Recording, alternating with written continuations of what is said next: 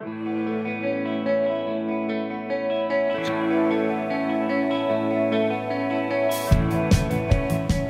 and welcome to the first edition of Shelf Life, a video blog that's going to discuss all things young adult. Well, obviously not all things young adult because there's so many great books out there for all of us to enjoy. Each set episode I'm going to select a topic and that'll help me sort of wrap my head around which books to talk about. And this time it's identity.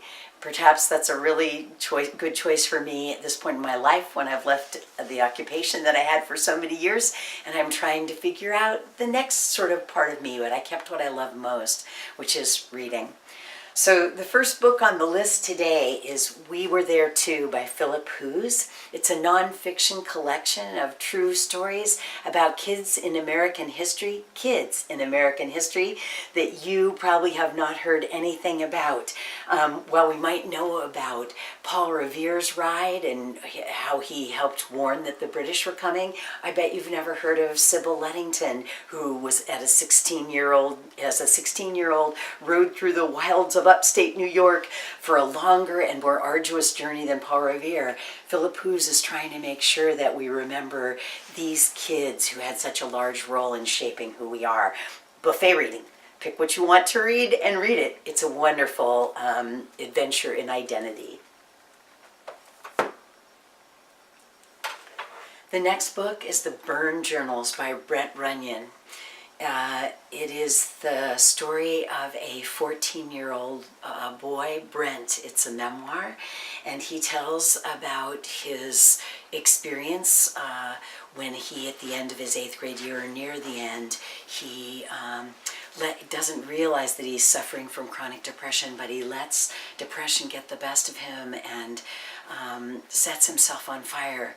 This book is not focused on the event itself, but on the fact that Brent needs to figure out who he can become so that he can deal in the world with this self that sometimes seems to turn on him. At this one point in the book, he explains how he sees himself changing. So here it is. Before everything, I used to do this thing when I was upset. I used to take all my feelings and push them down inside me. It was like they were garbage, and I was compacting it more to get more in. I felt like I could keep pushing all my feelings down into my socks and wouldn't have to worry about them. I don't think I do that anymore. Because Brent has a really honest voice, he sounds like probably any 14-year-old you know. I think that you'll experience and enjoy experiencing his recovery. This book is about redemption. It's not about falling apart, really, as much as it is about recovery. In a very different vein, The Giver by Lois Lowry focuses on a community that has chosen sameness. In this community, there is no imperfection, there is no war, there is no starvation, there is no pollution, there's not much choice either. When you become 12 as a member of the community, you receive your assignment for your life. And Jonas, the main character in The Giver, is at the ceremony of 12 when he receives his assignment, and this assignment will change him and his community forever. Now, for the first time in his 12 years of life, Jonas felt separate, different. He remembered what the chief elder had said, that his training would be alone and apart. But his training had not yet begun, and already, upon leaving the auditorium, he felt the apartness. Holding the folder she had given him, he made his way through the throng, looking for his family unit and for Asher. People moved aside for him. They watched him. He thought he could hear whispers. For Jonas to find out who he really must be, he has to defy the laws that have been the laws of his community. And to see him do that is just an adventure worth taking for any reader. When we talk about adventure and challenging ourselves, certainly Home of the Brave, a novel in verse by Katherine Applegate, has to be one of your choices. In this book, Keck, the main character, is a victim of war, which destroys his village and kills his father and his brother. He and his mother survive, but in the chaos that ensues, he loses track of her, and he is still lifted and removed to safety in Minnesota. Minnesota, He's been a cow herding boy in Africa in the plains in the heat and warmth, and he arrives in Minnesota in winter and experiences the strangeness of that snow for the first time, and a different language and a different culture, and feeling if I'm ever going to wondering if he's ever going to find his way in this new land. Here he's having a conversation with his cousin. "We don't belong here, Kek," Ganwar says. "This isn't our country. It will never be." "Then where do we belong?" I ask. I can see that he's sleepy, but I want Ganwar to tell me this one thing. I wait for a long time for Ganwar to reply, but he's asleep, snoring softly. I watch his untroubled face. I cannot seem to get up. Ganwar's words lie in my lap like huge rocks. I am not strong enough to move. I sit and sit, waiting for the sleep my cousin has found, wishing for dreams of our old life, of fine, strong cattle, gently complaining like tired children as we guide them safely home. While Kek's journey and his experiences may be foreign, the way he feels about becoming a member of a group and trying to find his way in a strange situation, that will be familiar to everyone. This is a worthwhile book. Another novel in verse is K.A. Holt's House Arrest. In this book, Timothy, the main character, has made a decision that's going to change his life. He's decided to try to steal a wallet, and in doing so he gets caught, which leads to him having to be in therapy and having to have a monitor and someone who maintains contact with him to make sure that he's making progress and this will not happen again. There's so much about Tim's life that people don't know. He's stolen, yes, but sometimes we do things, bad things, for a really good reason, and you'll be able to relate to that. In the point that I'm reading here, Tim is tired of hearing everyone ask him, "What were you thinking? What were you thinking?" And so he says this in response: "I will never know what I was thinking when I stole that wallet because I wasn't thinking. I wish everyone would stop asking. There is no what when there is no thinking. There just isn't. Things happen, things happened, just like that. It is what it is. It was what it was. So stop asking. I was trying to help, that's all. But it was the opposite of help, and I know that now. I'm not sorry, though. If you're wondering, I'm just sorry I got caught, because it would have helped. It would have."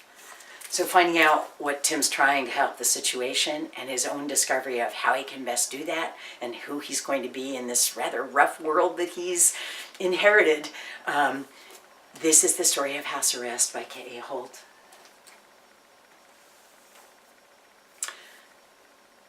In Boot Camp by Todd Strasser, we meet Garrett, and we meet him in the weirdest of circumstances when he is kidnapped from his home in the middle of the night and taken to Lake Harmony, which is a re-education center for juvenile delinquents.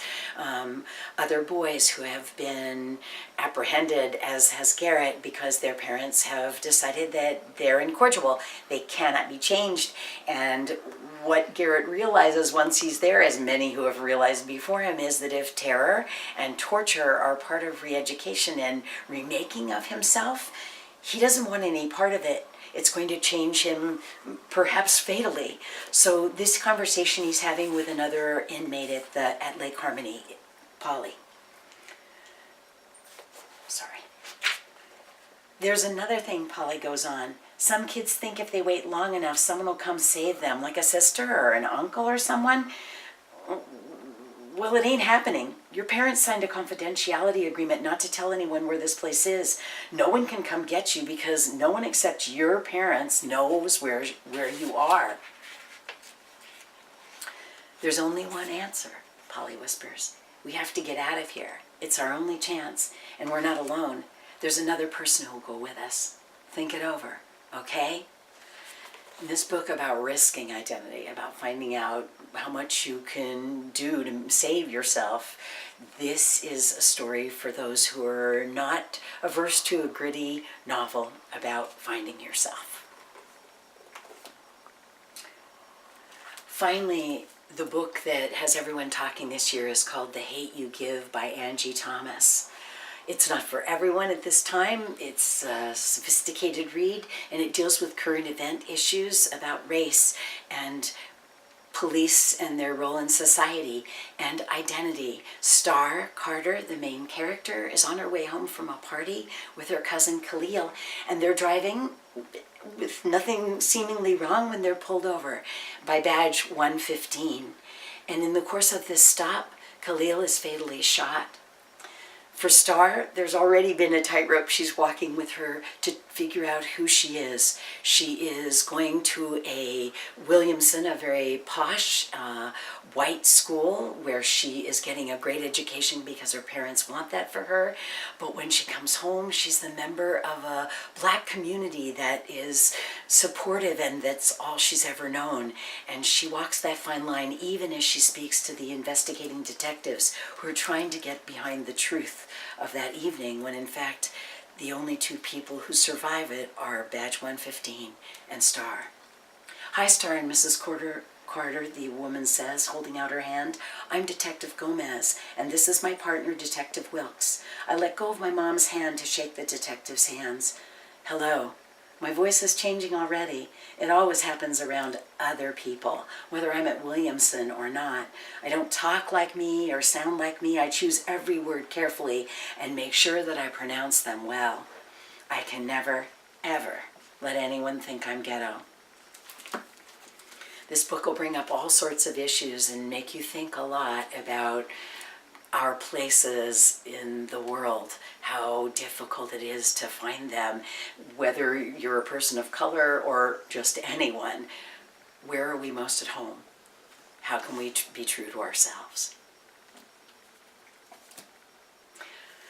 So that's the first edition. I am so glad you joined me. I hope you'll be back when next time we talk about novels that are written in multi-voices with many narrators, and I look forward to hearing from your comments. So until next time, bye.